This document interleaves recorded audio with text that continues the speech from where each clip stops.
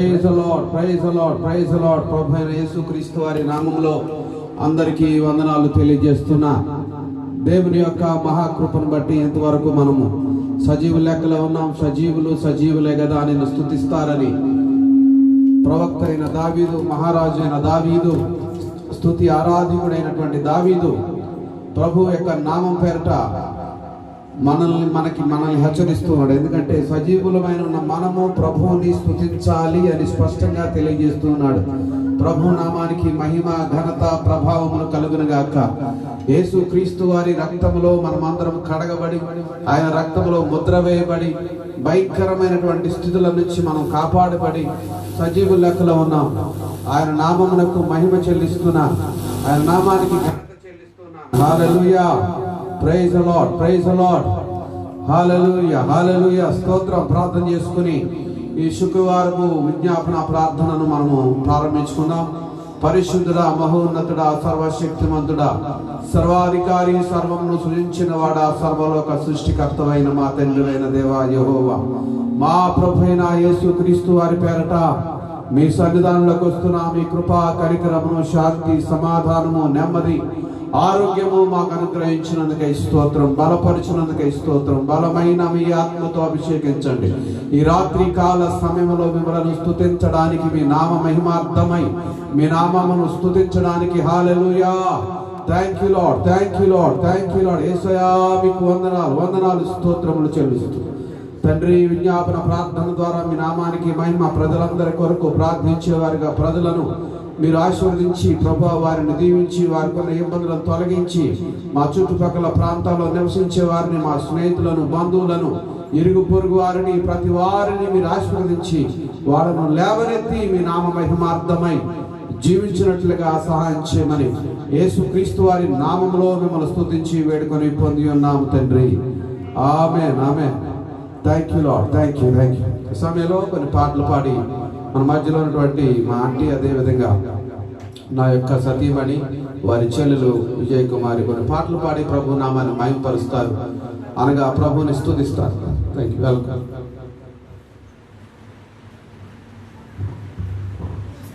హల్లెలూయా, హల్లెలూయా.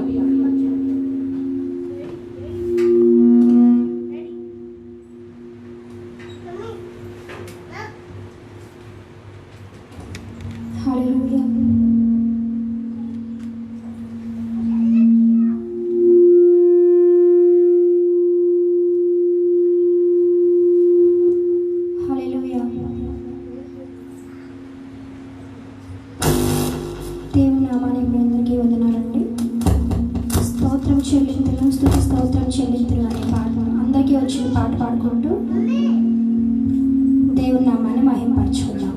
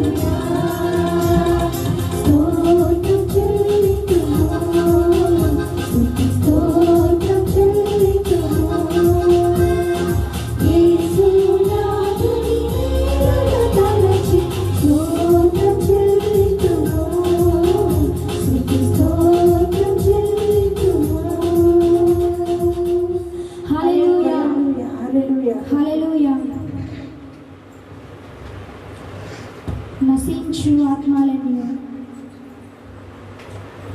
నడిపించునానవా అనే పాటను పాడుకుంటూ నడిపించునానవా నడి సముద్రమున దేవా అని అందరికి వచ్చిన పాటను పాడుకుంటూ దేవుని నామాన్ని మహిమపరచుకుంటాం.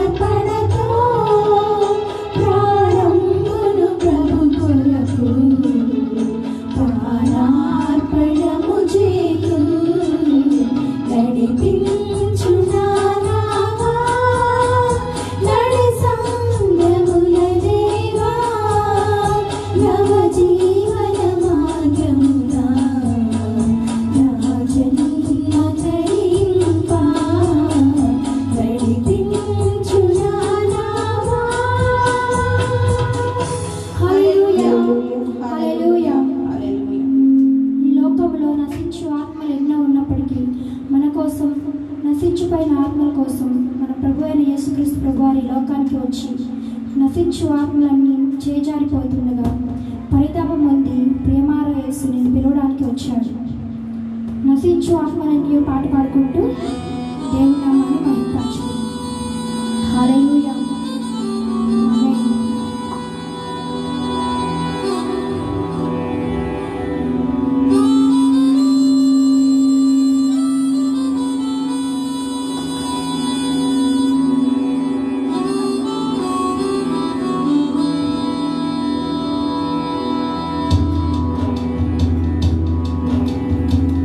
నశించు ఆత్మలిన్నియో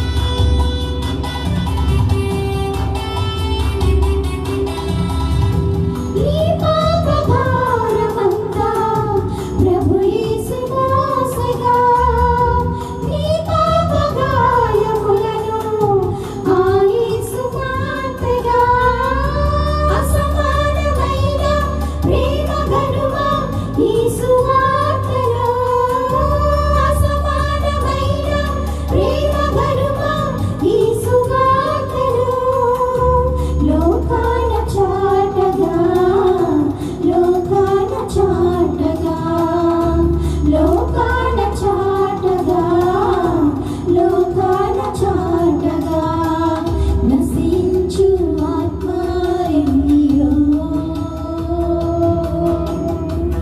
చేజారిపోవుచుండగా పరితాపమందేసు ప్రియమార నిన్ను పిలువా పరికించుమయ్యా సోదరా ఓ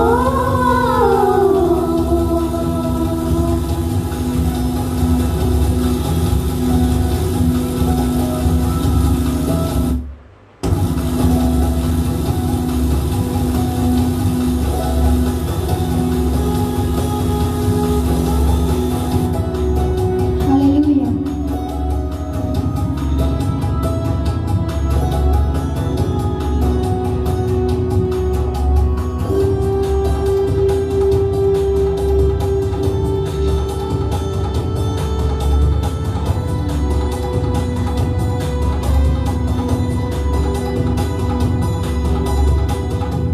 ఈ లోక భోగము నీకేల సోదరా నీ పరుగు పందెమందు గురి యేసుడే కాగా ప్రభు యేసునందే శక్తి నంది సాగుటే కాగా ప్రభు యేసునందే శక్తి నంది సాగుటే కాగా ప్రియ యేసు కోరెను ప్రియ యేసు కోరెను ప్రియ యేసు కోరెను ప్రియ యేసు కోరెను నశించు ఆత్మరెన్నియో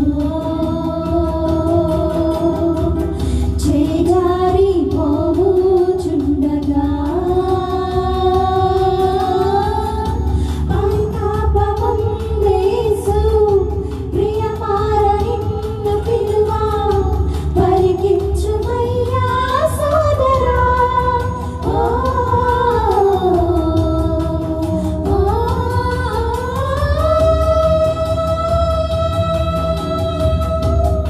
హల్లెలూయా హల్లెలూయా హల్లెలూయా హల్లెలూయా ప్రైజ్ ది లార్డ్.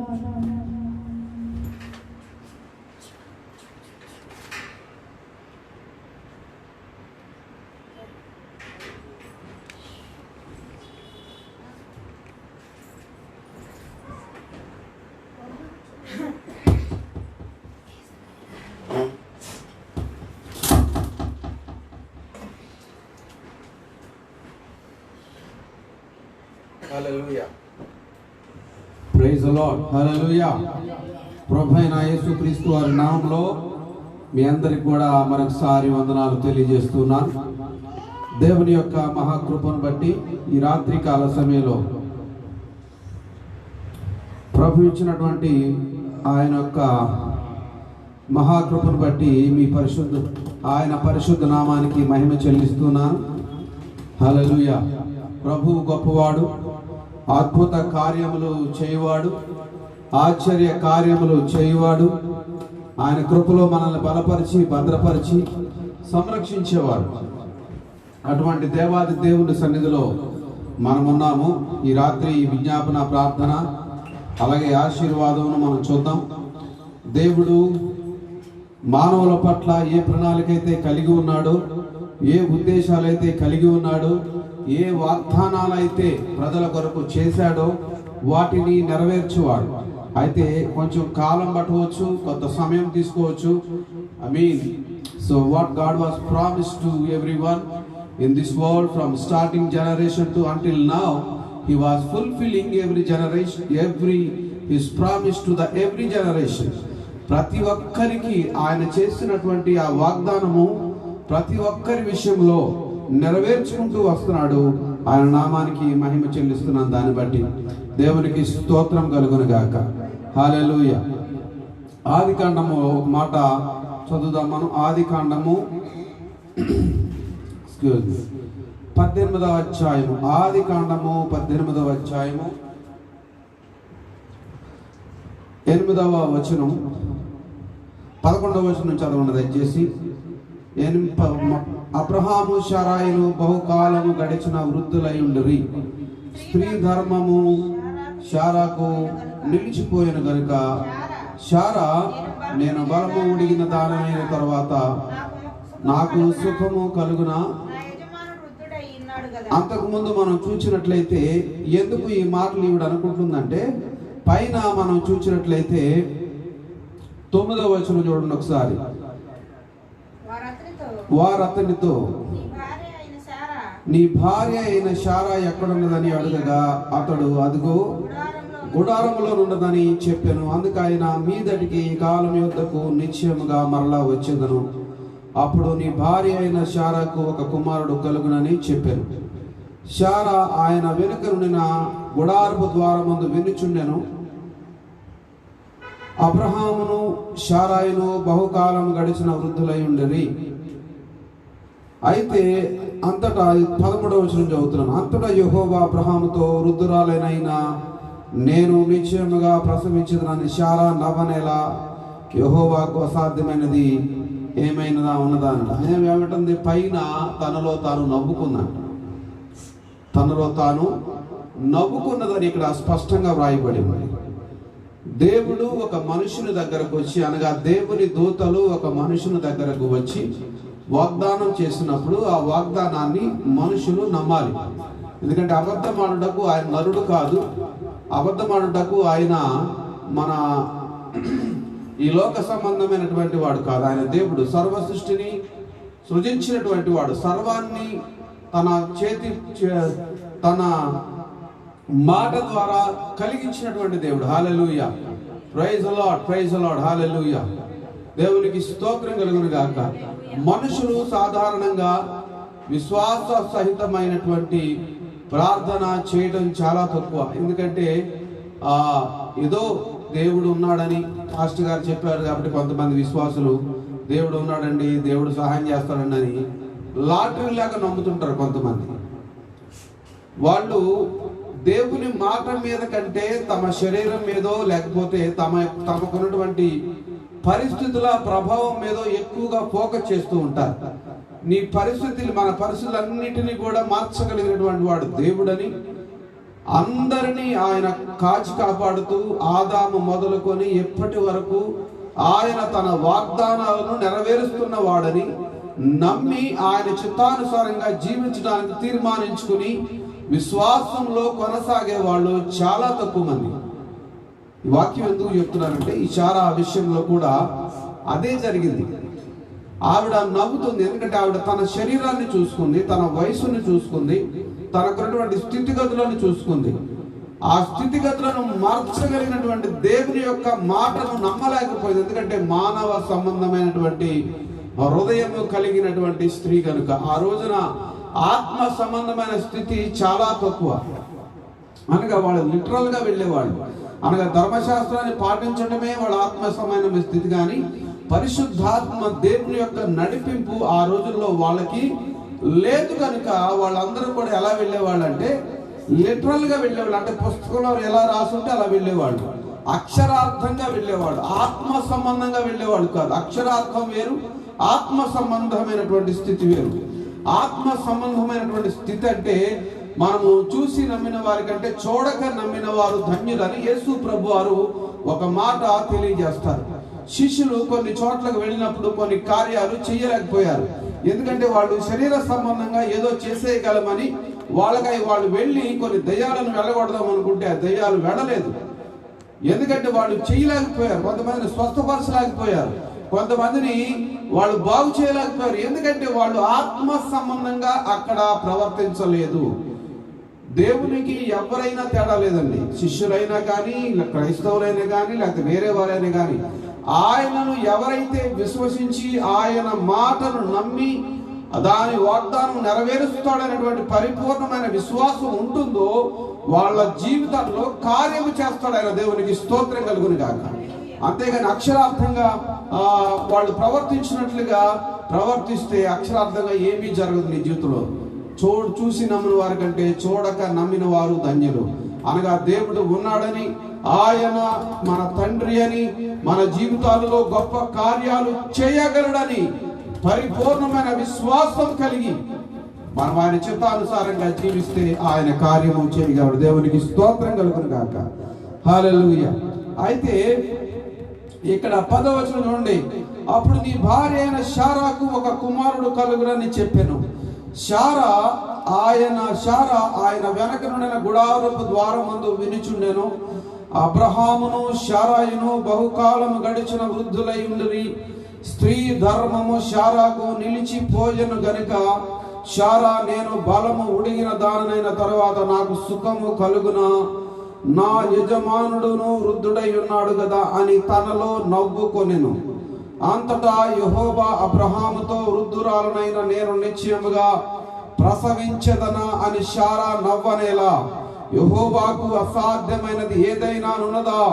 మీదటికి ఈ కాలమున నిర్ణయ కాలమున నేను నీ వద్దకు తిరిగి వచ్చేదను. అప్పుడు శారాకు కుమారుడు కలుగుననెను. శారా భయపడి నేను నవ్వలేదని చెప్పగా ఆయన, అవును నీవు నవ్వితివనెను.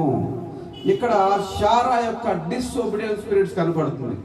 దేవునికి సమస్తము తెలుసు. ఎవరు ఏం చేస్తున్నారో, ఎవరు ఎలా మాట్లాడుతున్నారో, ఎలా ప్రవర్తిస్తున్నారో, వాళ్ళ యొక్క స్థితిగతులు ఏమిటో ప్రభువుకి సమస్తము తెలుసు. ఆయన సమస్తమును ఎరిగినవాడు, సమస్తమును వ్యాపించి ఉన్నవాడు. నువ్వు గదిలోనికి వెళ్ళి ఏదో అనుకున్నంత మాత్రాన ఆయనకు తెలియదు అనుకోవాల్సిన అవసరం లేదు.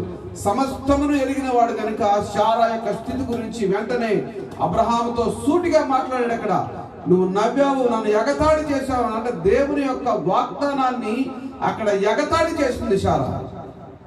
చూడండి, దేవుని యొక్క వాగ్దానాన్ని ఎగతాళి చేయకూడదు. దేవుడు ఒక మాట చెప్పినప్పుడు, ఒక ప్రవక్త ద్వారా, ఒక దైవజనుడి ద్వారా దేవుడు తన మాటలను నీకు తెలియచేసినప్పుడు దానిని విశ్వసించాలి.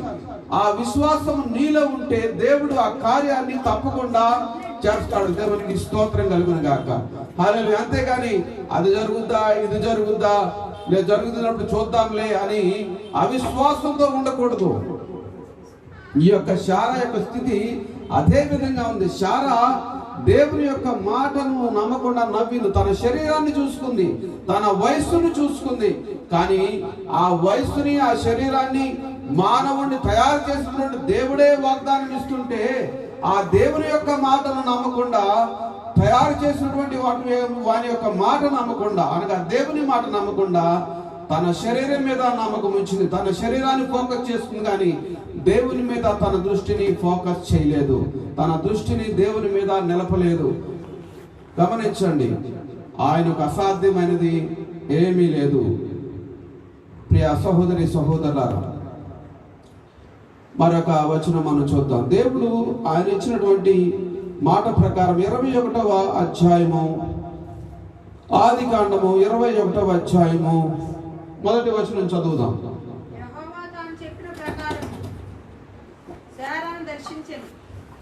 చదవండి. యెహోవా తాను చెప్పిన ప్రకారము శారాను దర్శించెను. యెహోవా తానిచ్చిన మాట చొప్పున శారాను గురించి చేసిన ఎట్లనగా, దేవుడు అబ్రహాముతో చెప్పిన నిర్ణయ కాలములో శారా గర్భవతి అయి అతని ముసలితనమందు అతనికి కుమారుని కనెను. దేవునికి స్తోత్రం కలుగును గాక. చూడండి, నేను సంవత్సరానికి మరలా నీ దగ్గరకు వచ్చేసరికి నీకు సంతానం కలుగుతుందని దేవుడు చెప్పినటువంటి మాట ప్రకారం ఆయన శారాకి సంతానాన్ని అనుగ్రహించాడు. అతనికి అబ్రహాము 99 సంవత్సరాల వయసులో. హల్లెలూయా. అర్థం చేసుకోండి, ఆ అవిధేయత అనేటువంటి దురాత్మ శారాలో ప్రవేశించడం వలన, రెండోది దేవునికి ఎదిరించి మాట్లాడింది. అక్కడ నవ్వి కూడా నవ్వలేదని అబద్ధమాడింది. ఎందుకంటే మనుషుల్లో సాధారణంగా విధేయత కలిగినటువంటి వాళ్ళు చాలా తక్కువ మంది. దేవుని యొక్క మాటకు అవిధేయులుగా జీవించే వాళ్ళు ఎక్కువ మంది. దేవుడు ఎక్కడ ఉన్నాడు, దేవుడు ఏదో మాట్లాడతాడులే, ఆదివారము మనం సంఘానికి వెళితే ఏదో వాక్యం చెప్తారులే, విందాంలే అని అనుకోవద్దు. ఎందుకంటే ఆ ఆదివారం నువ్వు దేవుని సన్నిధికి వెళుతున్నావు అనే ఆలోచనతో నువ్వు వెళ్ళకపోతే అక్కడ దేవుని సన్నిధిలో నుండి నువ్వేమీ పొందుకోలేవు. నీ జీవితంలో ఏమీ పొందుకోలేవు. నువ్వు 100 సంవత్సరాలు చర్చికి వెళ్ళినా ఏమీ పొందుకోలేవు, అదే స్థితిలో ఉంటావు. దేవుని యొక్క సన్నిధికి వెళ్ళినప్పుడు, నీవు దేవుని మందిరమునకు పోవునప్పుడు నీ ప్రవర్తన అంతటిని జాగ్రత్తగా చూసుకోవాలి. జాగ్రత్త అంటే ఏంటి? ప్రవర్తన అంటే ఏంటి? మొట్టమొదటిగా నువ్వు దేవుని మందిరికి వెళుతున్నావు. దేవుడు ఈ రోజు నాతో తన సేవకుని ద్వారానో, లేక తన ప్రవక్త ద్వారానో, అపోస్తలుడి ద్వారానో, కాపరి ద్వారానో, పాస్టర్ గారి ద్వారానో ఏం మాట్లాడబోతున్నాడో దానికి ముందు నువ్వు సిద్ధపడాలి.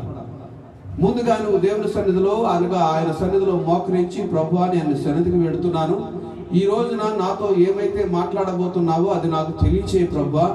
నా జీవితంలో కొదువై ఉన్న ప్రతిదానికి సమాధానం దయచేయగలిగినటువంటి వాడవు.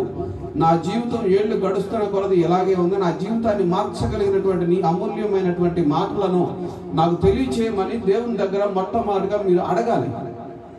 అంతేగాని ఏదో వెళుతున్నాంలే, ఏదో పాస్టర్ గారు ఏదో వాక్యం చెప్తారు, ఏదో దైవజనుడు ఏదో వాక్యం చెప్తాడు, విందాం వద్దామని అలా కాదు వెళ్ళాల్సింది.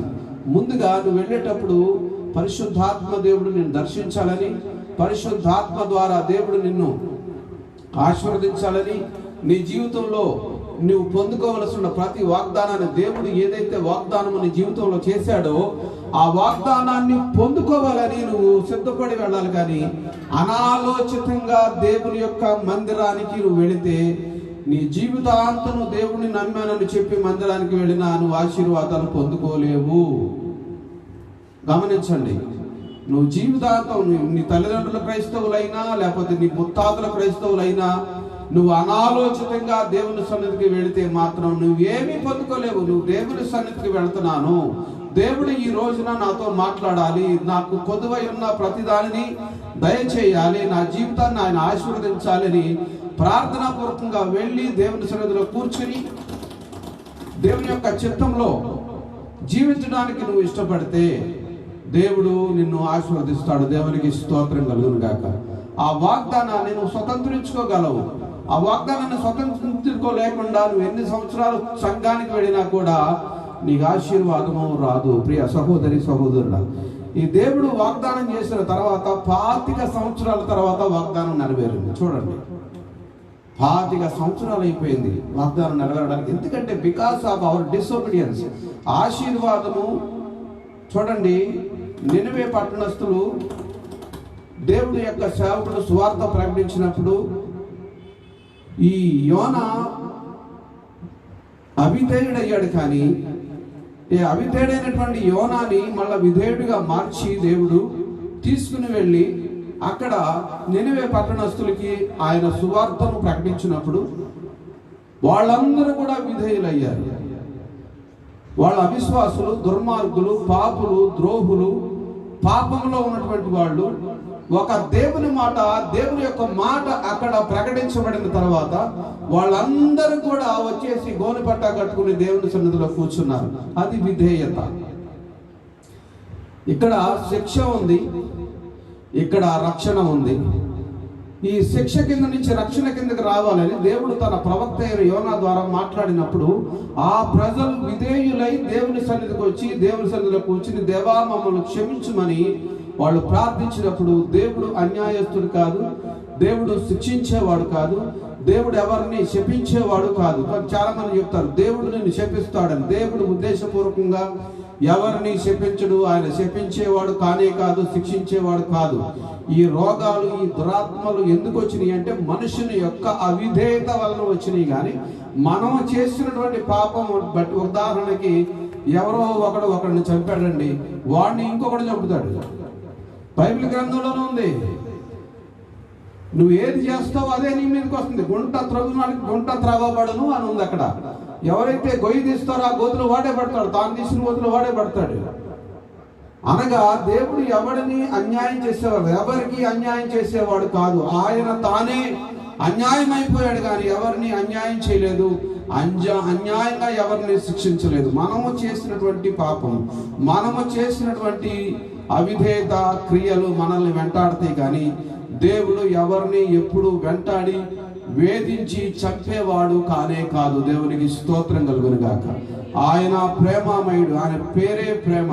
దేవుడు ప్రేమామయుడు కనుక మనం ఇంకా బ్రతుకున్నాం.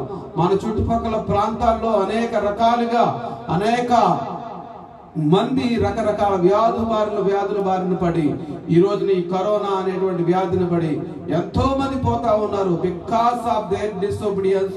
But God never punish anyone entire the world. ఎవరిని ఆయన ఉద్దేశపూర్వకంగా శిక్షించేవాడు కాదు. ఈ శారా యొక్క అవిధేయత వలన 25 సంవత్సరాలు లేట్ అయింది. అర్థం చేసుకోండి ప్రియా సహోదరి సహోదరుల, మీరు అవిధేయతగా అనాలోచనగా దేవుడు చేసిన వాగ్దానాన్ని నమ్మకుండా దేవుని సన్నిధిని వెళతామని మర్చిపోయి మనం వెళ్ళి ఏదో గంట సేపు డ్రామా లాగా పాటలు పాడి ఏదో దేవుని సన్నిధిలో ఏదో వాక్యం విని వెనక లేజీగా కూర్చుండి అటు కూర్చుండి ఇటు కూర్చుండి సర్దుకుని ఆయన మాటలను లెక్క చేయకపోతే నీ జీవితాంతం అక్కడే ఉంటావు. దేవుని సేవకుడిగా నేను హెచ్చరిస్తున్నాను. నువ్వు విని విశ్వసించి నమ్మి దాన్ని పొందుకోవాలంటే జాగ్రత్తగా నువ్వు దేవుని మందిరానికి వెళ్ళాలి. దేవుడు మాట్లాడేటప్పుడు జాగ్రత్తగా వినాలి. నువ్వు ప్రార్థనలో కూర్చున్నప్పుడు ఏదో మాటలు అప్పచెప్పేసి ప్రార్థన చేసేసాను అనుకోవద్దు.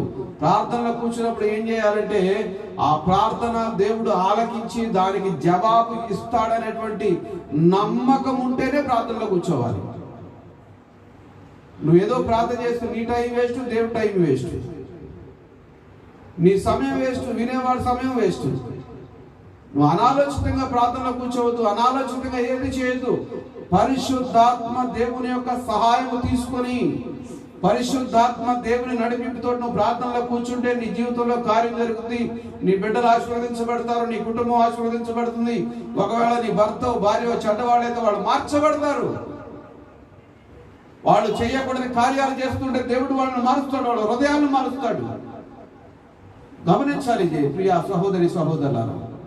అనాలోచితంగా దేవుని సన్నిధికి వెళ్ళదు. అనాలోచితంగా దేవుని యొక్క మాట చూసి వేళాకోళం చేస్తారు కొంతమంది. ఆ దేవుడు ఇలా చెప్తారు పాస్టర్ గారు, నన్ను దీవిస్తాడని మా చిన్నప్పటి నుంచి చెప్తున్నాడు, మేము ఇలాగే ఉన్నాం, ఇంకా కూలి పని చేసుకుంటా ఉన్నాం, లేక ఇంకా ఇలాగే ఉన్నాం, మా స్థితి ఇంతే అని కొంతమంది అనుకుంటూ ఉంటారు. గమనించండి, దేవుడు తన సేవకుని ద్వారా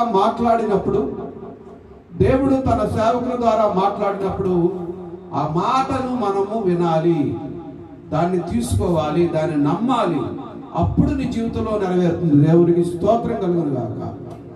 అంతేగాని చెప్తానే ఉంటారు, వింటానే ఉన్నాం, మా జీవితం ఇలాగే ఉందంటే అది నీ తప్పు. కానీ లేక 5 సంవత్సరాలు లేట్ అయిందంటే దానికి కారణం ఎవరో నవ్వింది. దేవుడు చెప్పిన వాగ్దానమును నెరవేరుస్తాడా లేదా అని నవ్వింది.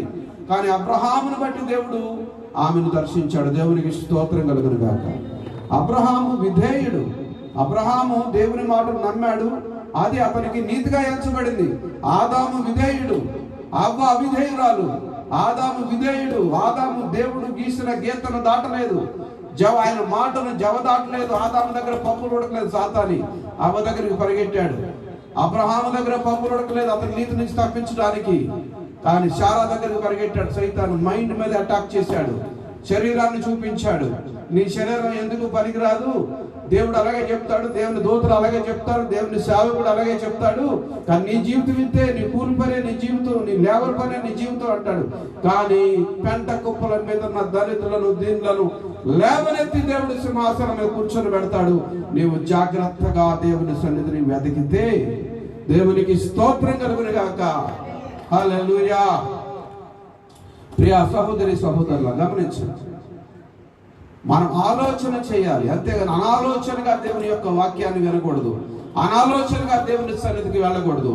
వెళితే అభివృద్ధి ఉండదు సరిగదా, ఇంకా నీవు అక్కడే ఉంటావు. దేవునికి స్తోత్రం. అయితే దేవుడు అతని కుమారుని కనెను. అయితే 8వ వచనం 21:8, ఆ పిల్లవాడు పెరిగి పాలు విడిచెను.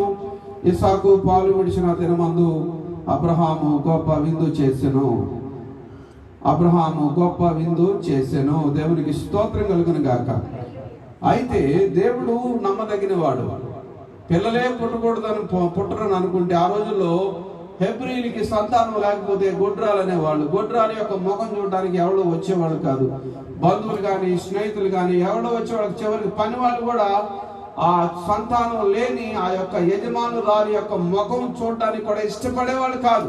ఎంతమంది పిల్లలు ఉంటే అంత ఆశీర్వాదం. మన భారతదేశంలో కూడా ఒక సామెత ఉంది. ఆ సామెత ఏంటంటే, సామెత ఏంటంటే, చిన్నప్పుడు నేను చూసేవాడిని, పల్లెటూరులో మేము పుట్టడం జరిగింది. ఆ పల్లెటూరులో ఏం జరిగేదంటే, ఎవరైనా పిల్లలు లేని వాడు పొద్దున్న బయటకు వచ్చారు అనుకోండి, పిల్లలు లేని వారిని ఎదురు వచ్చారు అనుకోండి, గొడ్డు మోత ఎదురు వస్తుంది, నువ్వు అర్జెంటుగా ఇంట్లోకి వెళ్ళిపో, మళ్ళీ వెళ్ళాను ఎక్కడికన్నా బయటికి బయలుదేరుతుంటే. రకరకాల సాంప్రదాయాలు. అదే సాంప్రదాయం ఇజ్రాయెల్ ప్రజల్లో కూడా ఉంది, అదే సాంప్రదాయం భారతదేశంలో కూడా ఉంది. గమనించండి, మన స్థితులను మార్చగలిగే దేవుని యొక్క మాట మీద నమ్మకం లేకపోతే మనం ఎక్కడికి వెళ్ళినా అవమానం ఎదురవుతుంది. మనల్ని ఎలా ఆశీర్వదించాలో, ఎలా లేవనెత్తాలో, ఎలాగ మనల్ని పైకి లేవనెత్తాలో దేవునికి తెలుసు. గవర్నమెంట్ ఇచ్చేటువంటి పథకాల మీదకో, లేకపోతే ఇంకో దాని మీద కాదు. ఈ ముఖ్యమంత్రి ఉంటే ఇదొకటి చేస్తాడు, లేకపోతే ఇంకో ముఖ్యమంత్రి వస్తే ఇంకోటి చేస్తాడు, అన్ని మారిపోతా ఉంటాయి. కానీ దేవుడు మార్పు లేనివాడు. ఆయన నిన్న నేడు నిరంతరం ఏకరీతిగా ఉన్నవాడు. మన గవర్నమెంట్ల మీద ఎక్కువ నమ్మకం ఉంచుతాం, కానీ పరమ గవర్నమెంట్ అనగా ఈ ప్రపంచాన్ని అంతటినీ పరిపాలించేటువంటి దేవుని యొక్క సార్వభౌమత్వం మీద మనం నమ్మకం ఉంచితే మన స్థితిని ఆయన మార్చగలడు. దేవునికి స్తోత్రం కలుగును గాక. హల్లెలూయా. మనం ఏ పార్టీకి చెందినటువంటి వారం కాదు, యేసయ్య పార్టీకి చెందిన వారం. యేసయ్య పార్టీ అంటే ఆయన అధ్యక్షుడిగా ఉన్నాడు, అధ్యక్షుడు చెప్పినటువంటి మాటలు మనం వినాలి. అధ్యక్షుడు అనగా ఆయన ప్రభువై ఉన్నాడు. ఆ ప్రభు యొక్క మాటలు విని ఆయన చిత్త ప్రకారం మనం చేస్తే ఏమవుతుందో తెలుసా?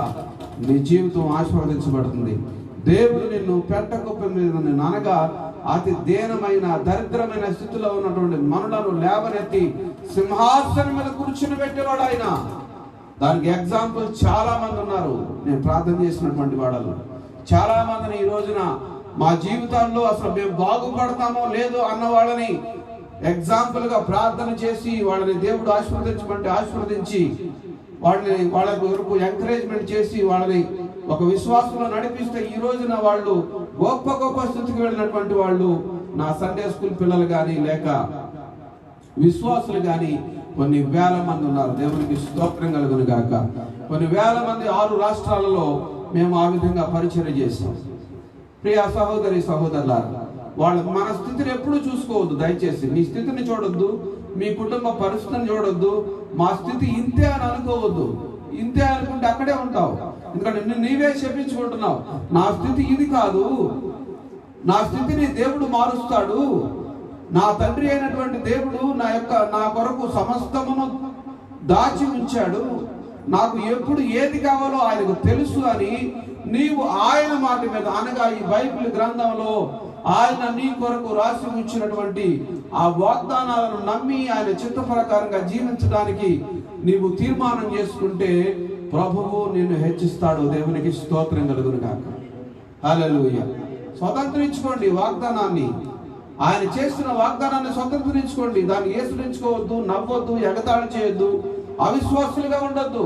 యేసు ప్రభువారు నీ విశ్వాసము నిన్ను గొప్ప చేయును, నీ విశ్వాసము నిన్ను స్వస్థపరచును, నీ విశ్వాసము నిన్ను బాగు చేసును, నీ విశ్వాసము నిన్ను లేవనెత్తరని ఆయన చాలా సార్లు అదే మాట వాడారు. ఆయన యొక్క ప్రతి ఒక్క మాటల్లో కూడా అదే మాటలు వాడారు. దేవునికి స్తోత్రం కలుగును గాక. హల్లెలూయా. Praise the lord, praise the lord, praise the lord. ప్రియ దేవుని బిడ్డలారా, ఆలోచన చేయండి. దేవునికి స్తోత్రం కలుగును గాక.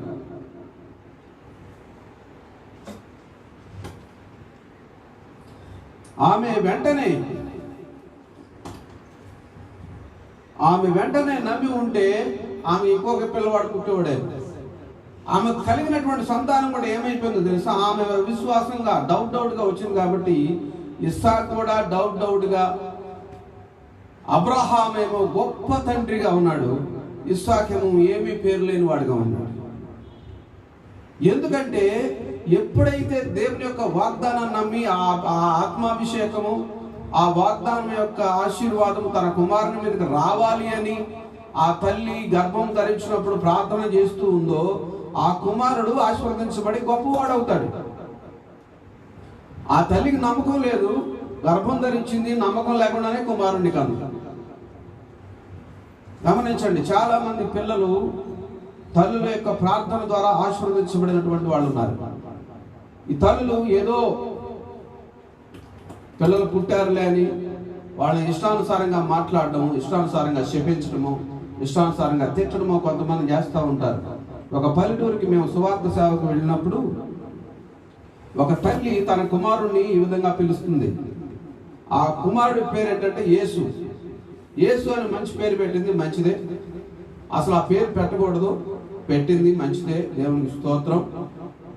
ఏమని పిలుస్తుందంటే ఆ తల్లి ఆ వీధిలో కూడా మేము వెళ్తా ఉంటే, ఒరే యేసు సచ్చినోడా అని పిలుస్తుంది.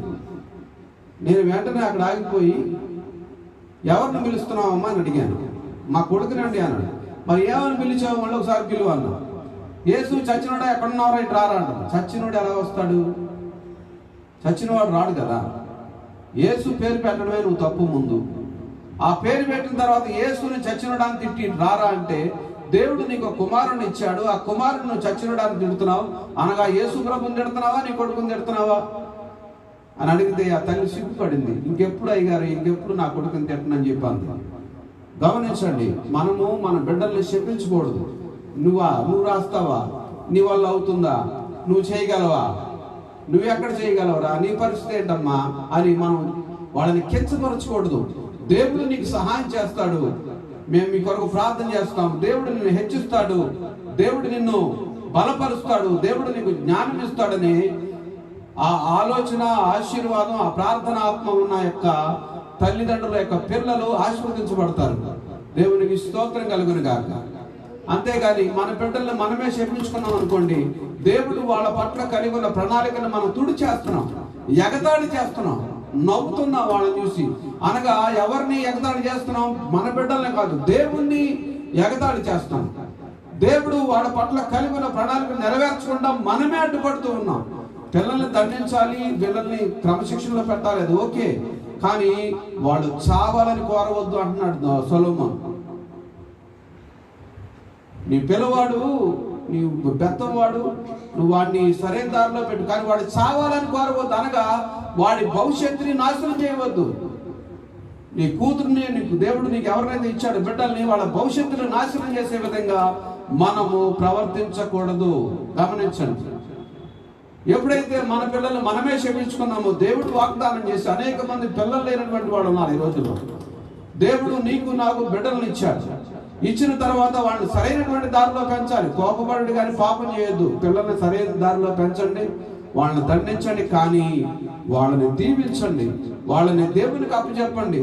దేవుని సేవకుడు, దైవ సేవకుడు అయినటువంటి జాన్ వెస్లీ అనేటువంటి సేవకుడు, ఇంగ్లాండ్ దేశంలో జాన్ వెస్లీ అనే సేవకుడు, వాళ్ళ తల్లికి దాదాపుగా 12 మంది సంతానం. 12 మంది సంతానం. ఈ తల్లికి ఆ 12 మంది సంతానానికి ఆ ఇంటికి భోజనం ప్రిపేర్ చేయడానికి, వాళ్ళకి సేవ చేయడానికి అంతా సమయం సరిపోయేది. మరలా ఈ బిడ్డలందరూ రాత్రిపూట పడుకున్న తర్వాత ఒక్కొక్కరి పాదాల దగ్గరికి వెళ్ళి అరగంట 20 నిమిషాలు, ఎంత సమయం అయితే అంత వాళ్ళ పాదాలు పట్టుకుని, ప్రభువా ఈ బిడ్డలు ఆశీర్వదించబడాలి, ఈ బిడ్డలు నీ కొరకు ఉపయోగపడాలి, ఈ బిడ్డల్ని నీ సన్నిధిలో తీసుకో, నువ్వు పెంచు, నీ వీళ్ళకి జ్ఞానం ఇవ్వు, ఆరోగ్యం ఇవ్వు, ఐశ్వర్యం ఇవ్వు, నువ్వేదైతే వీళ్ళ పట్ల ప్రణాళిక కలిగి ఉన్నావో ఆ ప్రణాళిక అంతా కూడా నెరవేర్చమని ఆవిడ ప్రార్థన చేసినట్లుగా ఆ దైవ సేవకుని యొక్క జీవితంలో ఆయన రాసుకున్నారు.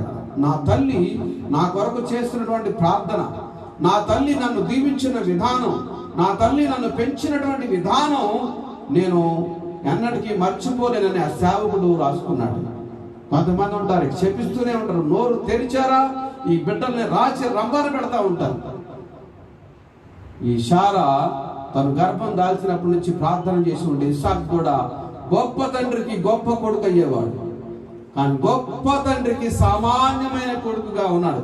మరలా చూడండి, దేవుడు అన్యాయస్తుడు కాదు కనుక మరలా ఇస్సాకు కడుపున యాకోబు పుట్టాడు. యాకోబు యొక్క పేరు ఇశ్రాయేలుగా మార్చబడింది. అదే పేరు ఇప్పుడు ఇశ్రాయేల్ దేశంగా పిలుస్తూ ఉన్నారు. గమనించండి, దేవుడు తన ఆత్మనిచ్చి, తన వాగ్దానాన్ని ఇచ్చి, తన ఆశీర్వాదాన్ని ఇచ్చి మన బిడ్డలను, మనలను గొప్ప చేస్తాడు. ఆయన ఎప్పుడు గొప్పవాడిగా ఉండాలని కోరుకోలేదు. గొప్పవాడైనటువంటి దేవుడు మనల్ని గొప్ప చేయడానికి ఆయనకి మనం ఏమి ఇవ్వకర్లా, నీ ధనం ఇవ్వకర్లా, నీ నిలువు దోపిడీ ఇవ్వకర్లా, నాకు ఇంకో ఏదో ఇవ్వకర్లా. నీ హృదయాన్ని ఆయనకి ఇచ్చి ఆయన చెప్పిన మాటను నమ్మి ఆయన వాగ్దానాన్ని నువ్వు స్వతంత్రించుకుంటే నీవు ఆశీర్వదించబడతావు, నీ కుటుంబం ఆశీర్వదించబడుతుంది. విజ్ఞాపన చేయాలి, అనాలోచితంగా ఉండకూడదు. గర్భం దాల్చినప్పుడు యూదులు ఏం చేస్తారంటే 6 నెలల రాకముందే చిన్నప్పటి నుంచి పొట్ట దగ్గర భర్త వచ్చి యెహోవాయే దేవుడు, యెహోవాయే దేవుడు, యెహోవా తప్ప దేవుడు లేడు అని వాళ్ళకి ప్రకటిస్తారు. గర్భంలోంచి బయటకు రాకముందే ఆ గర్భం మీద చెయ్యి పెట్టి ప్రార్థన చేస్తారు. ఆ గర్భం మీద చెయ్యి పెట్టి ప్రభువా ఈ కుమారుడు గొప్పవాడవ్వాలి, ఈ కుమారుడు తెలివి గలవాడవ్వాలి, ఈ కుమారుడికి ఎటువంటి అవయవ లోపం ఉండకూడదు. యూదులలో గమనించండి, హల్లెలూయా, యూదులలో ఎంతవరకు అవయవ లోపం కలిగినటువంటి పిల్లలు పుట్టినట్లుగా చరిత్రలో లేదు. ఏదో పాపం చేసి దేవుని యొక్క మాటకు అవిధేయులైనటువంటి వాళ్ళకి అవయవ లోపాలు కలిగిన పిల్లలు పుట్టారు, కానీ దైవ చిత్తానుసారంగా జీవించినటువంటి వాళ్ళల్లో ఎంతవరకు లోపంగా పుట్టినటువంటి పిల్లలు లేరనే చరిత్ర చెబుతూ ఉంది. గమనించండి, కొంతమందికి అవయవ లోపాలు రకరకాల మెంటల్లీ, ఫిజికల్లీ రకరకాల బిడ్డలు పుడుతూ ఉన్నారు. ఎందుకంటే సాతాను గడియలలో గర్భం దాలిస్తే అదే విధంగా అవుతుంది. స్త్రీ పురుషుల కలయిక కూడా ఎలా ఉండాలంటే ప్రార్థనాపూర్వకంగా ఉండాలి. తండ్రి అయినటువంటి దేవుడు ఒక జీవిని లోకానికి పంపించడానికి ఏదో శరీర అవసరాలు తీర్చుకోవడానికి కాదు, కానీ తండ్రి అయిన దేవుడు మనకు బిడ్డలు ఇవ్వాలని ప్రేమపూర్వకంగా ప్రార్థనాపూర్వకంగా దేవుని సన్నిధిలో అడిగి నీవు నీ భార్యతో కలిస్తే దేవుడు నీకు అటువంటి జ్ఞానయుక్తమైనటువంటి సంతానాన్ని అనుగ్రహిస్తాడు, జ్ఞానాభిషేకము కలిగినటువంటి సంతానాన్ని అనుగ్రహిస్తాడు. ప్రియా సహోదరి సహోదరులారా గమనించండి, వాళ్ళు ఎటువంటి స్థితిలో ఉన్నా కూడా దేవుని మర్చిపోరు, దేవుని స్తుతిస్తారు, మీ పేరుని గొప్ప చేస్తారు. దానికి ఉదాహరణ దానియేలు బానిసగా 16-17 సంవత్సరాల వయసులో బబులోను దేశానికి బానిసగా కొనుక్కోబడ్డాడు. అక్కడ రాజు ఈ యూదుల్లో ఉన్నటువంటి కొంతమంది బాలులను తీసుకురండి నా భోజనం పెట్టనంటే దానియేలు ఏం చేశాడు, అక్కడ దానియేలు ఆ భోజనం నాకు వద్దన్నాడు. ఎందుకంటే వాళ్ళ తల్లిదండ్రులు ఆ విధంగా పెంచారు అతన్ని. యూదులు మద్యాన్ని ముట్టరు, అనగా అక్కడ ఆల్కహాల్ తాగరు. మన భాషలో చెప్పుకోవాలనుకుంటే బ్రాంతియో, విస్కీయో, లేకపోతే ఇంకోటో అవి వాళ్ళు తీసుకోరు. రాజు ఆహారం మాకు వద్దయ్యా, మేము దేవుని యొక్క సన్నిధిలో పెరిగాము, మా తల్లులు మా తండ్రులు మమ్మల్ని ఆ విధంగా పెంచారు అని చెప్పి వాళ్ళు ఆహారం తీసుకోలేదు. రాజు ఆహారం తీసుకున్న వాళ్ళకంటే వీళ్ళ ముఖాలు బాగున్నాయి అక్కడ. గమనించండి, మనం ఎలా అయితే పిల్లల్ని పెంచుతామో, ఏ స్థితిలో అయితే పిల్లల్ని పెంచుతామో ఆ స్థితిలో వాళ్ళు ఆశీర్వదించబడతారు. వాళ్ళు ఎక్కడికి వెళ్ళినా కూడా తమ తల్లిదండ్రులు తమ దేశాన్ని యొక్క పేరుని నిలవబెడతారు. ఆ రాజుకి ఆ దేశంలో జ్ఞానులు లేరా అంటే చాలా మంది ఉన్నారు, మంత్రగాళ్ళు ఉన్నారు, తంత్రగాళ్ళు అందరూ ఉన్నారు, కానీ ఆ రాజు యూదులే రప్పించాడు. ఎందుకంటే ఆ రాజుకు తెలుసు యూదుల యొక్క స్థితి. ఆ యూదులకు ఉన్నటువంటి జ్ఞానము ఎవరికి లేదని, యూదులు డైరెక్ట్ గా దేవుడితో మాట్లాడతారని, దేవుడు యూదుల పక్షంగా పోరాడతాడని, యూదులకు సహాయం చేస్తాడని, అనగా యూదులంటే ఆత్మ సంబంధమైనటువంటి బిడ్డలు. ఈ రోజున క్రైస్తవులంటే చాలా మంది భయపడుతున్నారు. ఎందుకంటే క్రైస్తవుల జోలికి రావాలంటే భయపడుతున్నారు. నిజంగా ప్రభు గురించి తెలిసినటువంటి వాళ్ళు, యేసు ప్రభు అంటే ఇష్టపడనటువంటి వారు ఎవడో మూర్ఖుడు తప్ప. ఎందుకంటే ఆయన తన ప్రాణాన్ని నీ కొరకు నా కొరకు అనుగ్రహించాడు, కానీ ఆయన ఎవరి ప్రాణం తీసుకోలేదు, ఎవరిని చంపలేదు. తనకు తానే బలైపోవడానికి లోకానికి దిగి వచ్చాడు.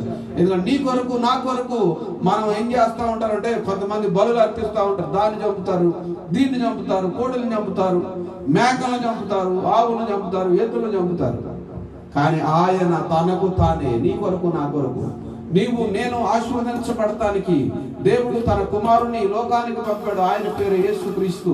యేసుక్రీస్తు నీ కొరకు నా కొరకు తాను బలైపోయాడు, కానీ ఎవరినో బలి చేయలేదు. ఆయన దేవునికి స్తోత్రం కలుగును గాక.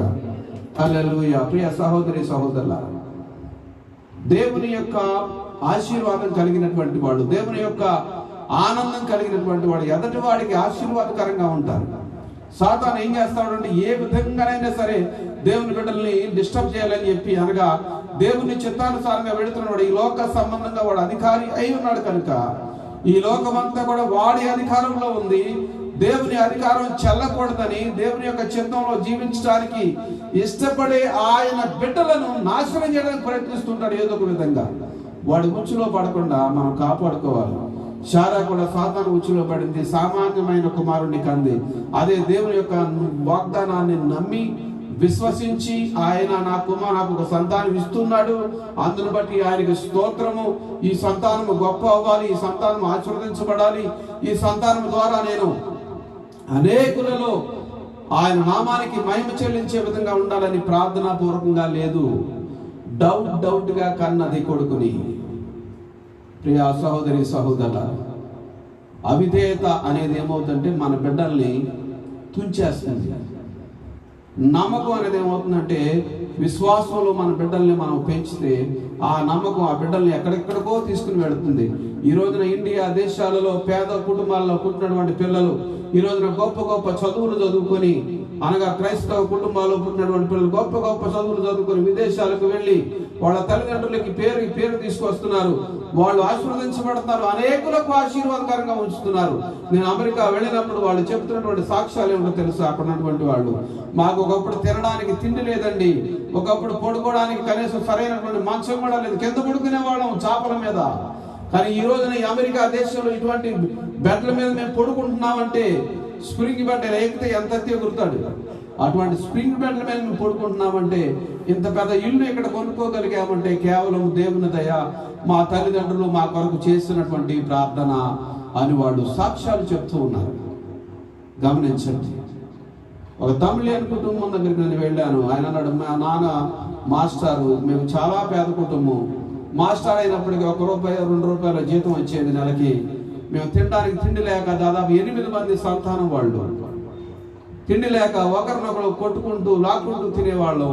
సరైన బట్టలు లేవు మాకు. ఈ రోజున నేను కోరుకున్న బట్టలు వేసుకోగలిగినటువంటి స్థితిలో ఉన్నాను, సొంత ఫ్లైట్ కొనుక్కోగలిగిన స్థితిలో ఉన్నానని చెప్పి ఆ సహోదరుడు సాక్ష్యం చెప్పడం జరిగింది.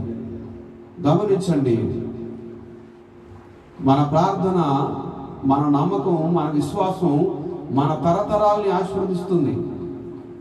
మన తరతరాలు ఆశీర్వదించబడతారు, అనేకులకు ఆశీర్వాదకరంగా మార్చబడతారు. అటువంటి ప్రార్థన ఆత్మ కలిగిన వాళ్ళుగా మనం ఉండాలి. అవిధేయురాలుగా మనం ఉంటే మన బిడ్డలు కూడా సామాన్యంగా ఈ లోకములో మరుగైపోతారు, ఎవరికి కనబడరు, ఎవరికి ఆశీర్వాదకరంగా ఉండరు. వాళ్ళు మన కుటుంబాలకు ఆశీర్వాదకరంగా, దేవుని నామానికి మహిమకరంగా, జనులకు దీవెనకరంగా మన బిడ్డలు ఉండాలని దేవుడు కోరుకుంటూ ఉన్నాడు. ఆ ప్రార్థన, ఆ విధేయత, ఆ ఆలోచన, ఆ ఆత్మ నడిపింపు మనలో ఉండాలని దేవుని సేవకుడిగా నేను కోరుకుంటూ ఉన్నాను. దేవుడు ఈ వాక్యమును ఆశీర్వదించునుగాక. హల్లెలూయా. చిన్న ప్రార్థన చేసుకుందాం. పరిశుద్ధుడైన మా తండ్రి, మీకు వందనాలు, మీకు స్తోత్రాలు చెల్లిస్తున్నాం. మీ కృప చొప్పున కరుణించి మనం వేడుకొనుచున్నాం. మీ కృప మా మీద ఉండును గాక. మీ కృపలో మేము వర్ధిల్లుదుము గాక. తండ్రి, శారా యొక్క అవిధేయత వలన ఆ సంతానము గొప్పగా లోకానికి తెలియజేయబడలేకపోయింది. కానీ మీరు వాగ్దానం చేసినటువంటి వారు నమ్మదగిన వారు. ఒక మనుషుని యొక్క అవిధేయత, ఒక మనుషుని యొక్క అవిశ్వాసము, అపనమ్మకము ఆ మనుషుని యొక్క జనరేషన్ కూడా, ఆ యొక్క కుటుంబ సభ్యులను కూడా తగ్గించి వేస్తుంది. కానీ ప్రభు, ఆ యొక్క ఆత్మ అభిషేకంతో ఆ తల్లిదండ్రులు లేక వ్యక్తులు, కుటుంబ సభ్యులు ప్రార్థించినప్పుడు ఆ కుటుంబం ఆశీర్వదించబడుతుందని మీరు స్పష్టంగా మాతో మాట్లాడినందుకే మీకు వందనాలు తండ్రి. మీ కృప, కనికరమును, శాంతి, సమాధానమును, నెమ్మదిని మాకు అనుగ్రహించి నడిపిస్తున్నందుకే మీకు వందనాలు తండ్రి. ఈ లోకంలో మీరు మాకు ఇచ్చిన సంతానాన్ని మేము ఆశీర్వదించి ప్రభువా, మీ నామం పేరట వారిని మీ భయభక్తులు పెంచి మరలా వారిని మీకు తిరిగి అప్పగించడానికి నీ ఆత్మజ్ఞానమును మాకు అనుగ్రహించమని తండ్రి, ఈ రాత్రికాల సమయంలో ఎందరైతే ప్రభు ఈ వాక్యాన్ని విన్నారో వారందరినీ ఆశీర్వదించండి. లైవ్ ద్వారాను, అదే విధంగా ప్రభు ఈ యొక్క శబ్దయంత్రం ద్వారాను ఎంతమంది అయితే విన్నారో వారందరినీ కూడా మీరు ఆశీర్వదించండి. విధేయత కలిగినటువంటి తల్లులుగా, తండ్రులుగా ప్రభు వారు జీవించినట్లుగా, వారి కుటుంబాలను కట్టుకున్నట్లుగా ఆశీర్వదించమని, అయా బలపరచుమని యేసుక్రీస్తు వారి నామములో సాతాను యొక్క తంత్రములను వారి కుటుంబాల్లో లయపరిచి, వారి కుటుంబాల్లో ప్రభు ప్రతి చీకటిని, దురాత్మలను తొలగించి సంపూర్ణమైన మీ కృపలో వారిని బలపరచుమని మీ పరిశుద్ధ నామానికి మహిమ చెల్లిస్తూ యేసుక్రీస్తు వారి నామం పేరట మిమ్మల్ని వేడుకొని పొంది ఉన్నాము తండ్రి. ఆమేన్ ఆమేన్. Praise the lord, praise the lord. మన పరమ తండ్రి అయిన దేవుని ప్రేమ, ప్రభు అయిన యేసుక్రీస్తు వారి కృప, పరిశుద్ధాత్మ యొక్క సహవాసము సన్నిధి మనకును ఆయన ప్రేమించు ప్రతి వారికి నీ సదాకాలము తోడుగా ఉండి కాచి కాపాడను గాక. ఆమేన్. Thank you so much. God bless you all. Praise the lord, praise the lord. Hallelujah.